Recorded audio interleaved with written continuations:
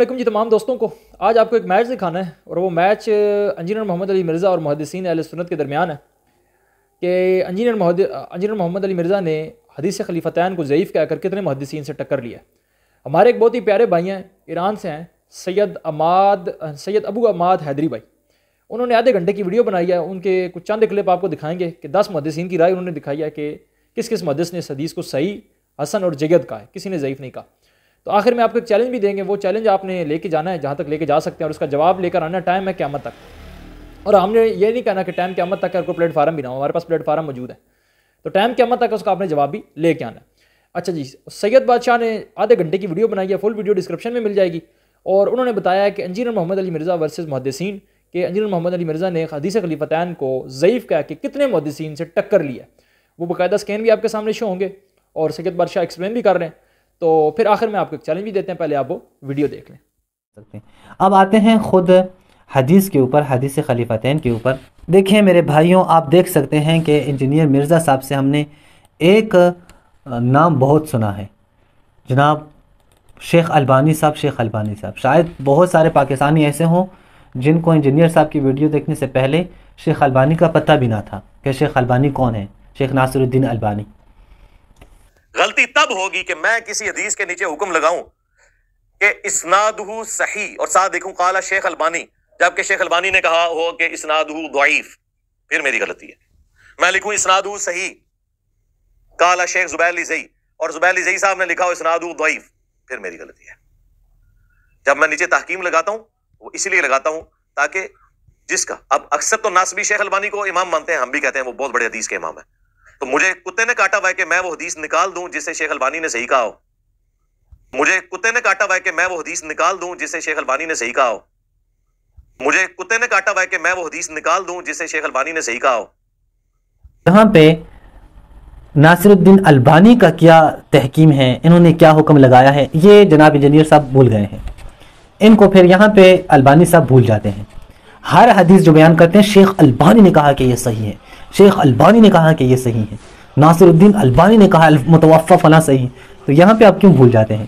یہ آپ دیکھ سکتے ہیں صحیح الجامع الصغیر، یہاں پہ شیخ البانی نے محمد ناصر الدین الالبانی پہلی جلد صفحہ نمبر 482، یہاں پہ وہی روایت انی تارک فیکم خلیفتین، میں تمہارے درمیان میں 2 خلیفہ چھوڑ کے جا رہا ہوں، کتاب اللہ کی کتاب، حبل ممدود ما بین السماء والارض وعطرت اہل بیتی، اور اپنی عطرت اہل بیت، انہما لن یتفرقا حتی یرد علی الحوض، یہ دونوں قرآن اور اہل بیت ایک دوسرے سے کبھی بھی جدا نہیں ہوں گے یہاں تک کہ حوض کوثر پہ مجھ سے آ ملے۔ یہاں پہ بالکل واضح ہے میں 2 خلیفہ چھوڑ کے جا رہا ہوں۔ اسی حدیث کے بارے میں جناب البانی کیا کہتے ہیں؟ صحیح، یہ حدیث صحیح ہے۔ صرف جناب البانی ہی نہیں، آپ دیکھ سکتے ہیں دیگر علماء جو اہل سنت کے ہیں، یہ فضائل الصحابہ امام احمد بن حنبل کی کتاب ہے، اس کے جو محقق ہیں وصی اللہ بن محمد عباس، آپ اس دیکھ سکتے ہیں کہ انہوں نے کیا تحکیم لگائی ہے۔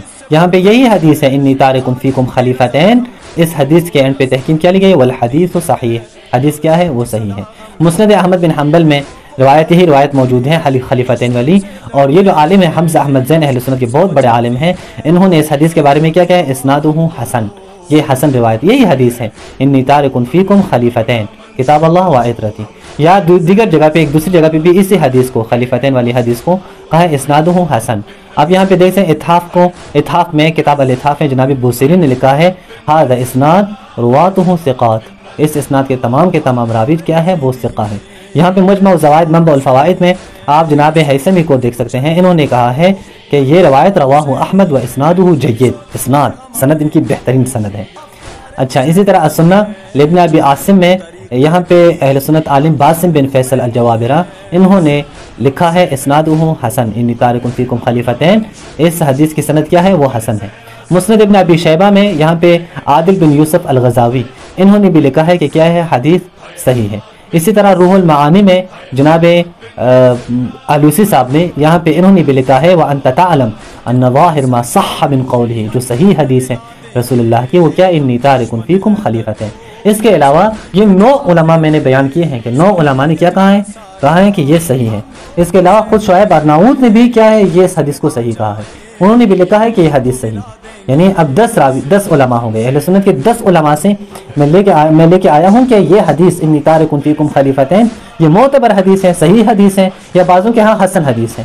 البانی صاحب نے کہا ہے، اور اسی طرح وسیع اللہ عالم ہے، حمزہ احمد زین اور علامہ بوسیری، علامہ حیثمی، اسی طرح جناب باسم بن فیصل اور عادل بن یوسف اور جناب آلوسی اور شعیب ارناؤوط، 10 علماء ہیں جنہوں نے کہا ہے کہ یہ حدیث صحیح ہے یا بعضوں کے ہاں حسن ہے۔ جناب انجینئر صاحب آپ بتا دیں کہ ان تمام کے تمام علماء نے جس حدیث کو صحیح کہا ہے، ان کے جو تحکیمات پر آپ کو کیا ہے، آپ کو اعتماد ہے، ان کے اوپر آپ کو ٹرسٹ ہے، آپ ان کی تحکیم کو مانتے ہیں، اس کے باوجود بھی آپ کیوں خلیفتین کی روایت میں ان کی تحکیم کو بھی نہیں مانتے؟ چلیں اگر آپ کے علماء نے اس کی تصحیح نہ کی ہوتی تو ہم کہتے ہیں کہ آپ کو پتہ نہیں ہے اپنے علماء، آپ کے علماء نے تصحیح نہیں کی ہیں، آپ نے اپنی تحقیق کی ہے اور آپ کہہ رہے ہیں شریک بن عبداللہ القاضی وہ مدلس ہے۔ ایسی صورت میں جب شریک بن عبداللہ القاضی کے سماع بھی ثابت ہیں اور سماع ثابت نہ بھی ہوں آپ کے علماء کے مطابق، تب بھی ان کے عنعنہ بھی حجت ہیں۔ اس کے علاوہ آپ کے تمام علماء نے بھی اس حدیث کو صحیح یا حسن کہا ہے، لیکن آپ آتے ہیں آپ کہ نہیں یہ حدیث صحیح نہیں ہے۔ یہ 1400 سال بعد ایک بابا آئے ہیں اور ان کے اوپر وحی ہوئی ہے، الہام ہوا ہے کہ یہ حدیث ٹھیک نہیں ہے۔ تو مجھے کتے نے کاٹا ہوا ہے کہ میں وہ حدیث نکال دوں جس سے شیخ البانی نے صحیح کہا ہو۔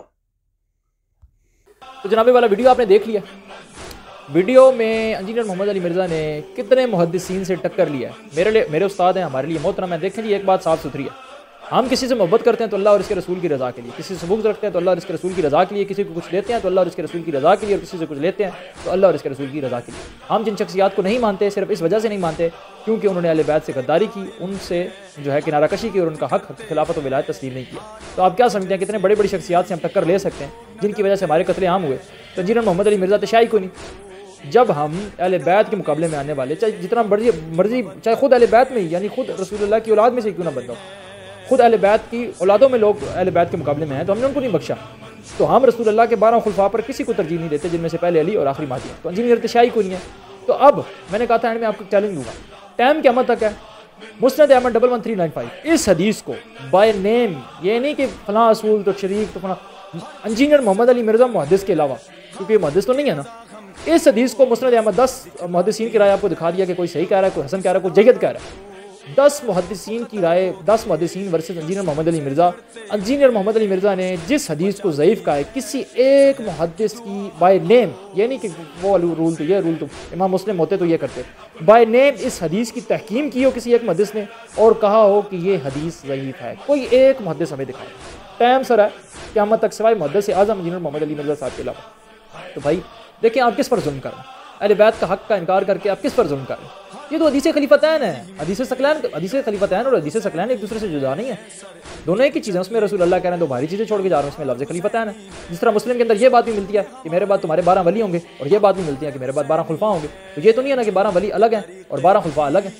تو بہرحال اللہ تعالیٰ سے دعا ہے کہ اللہ تعالیٰ ان کے سخت دلوں کو نرم کرے اور اہل بیت کو آئی لو یو بولنے کے بجائے جو اہل بیت کا اصلی حق ہے، حق خلافت و ولایت، وہ تسلیم کرنے کی اور ان کے بتائے ہوئے دین پر عمل کرنے کی توفیق دے۔ السلام علیکم۔